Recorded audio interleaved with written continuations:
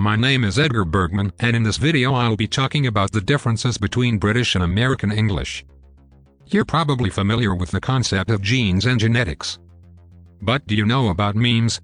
The term was coined by Richard Dawkins in his book The Selfish Gene and refers to a cultural feature that spreads across a population through time similarly to genes, but through non-genetic means. So what does this have to do with English dialects? Well, it turns out language is a fascinating example of how memes work. When English colonizers reached the New World and claimed the lands we now call America, both the people in Great Britain and the people of the newly founded colonies sounded roughly like pirates. Of course, nowadays none of them sound like that. So what do they sound like? What kinds of differences arose between the two dialects after such a long time separated by the Atlantic Ocean? Let's take a look.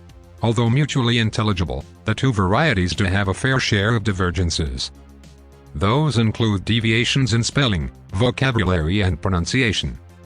Let's start with spelling. Perhaps one of the most iconic features of British English is the presence of the ending "-ar", with a "u", in words that end with "or", without a "u", in America.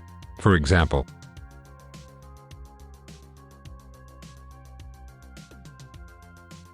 but there are also some minor differences, such as how Britain likes to add an extra "l" to some verbs when a suffix is attached.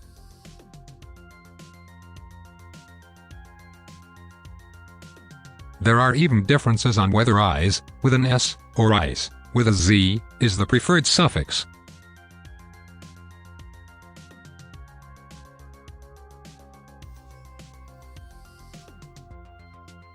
Now let's move on to vocabulary. Brits and Americans sometimes use different words to refer to the same things. Let's take a look at some of them. In America, you may call a heavy motor vehicle a truck, while in Britain, it'll be called a lorry. When you enter a building in America, you may take the elevator, while in Britain you may take the lift. Americans think a movie is trash. Brits reckon a film is rubbish. An American will come home from work and turn on the TV. A Brit would turn on the telly.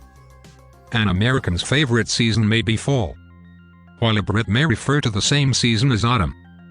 Americans eat cookies. Brits eat biscuits. Americans wear pants. Brits wear trousers. Americans may enjoy a bag of potato chips. A Brit may enjoy a bag of crisps. Americans love fries. A Brit may occasionally eat chips. Last but not least comes pronunciation differences. These are likely the most well-known quirks of these dialects since, well, they are so evident. You just need to listen to figure it out. What I'd say stands out the most is the variation regarding how the R is pronounced.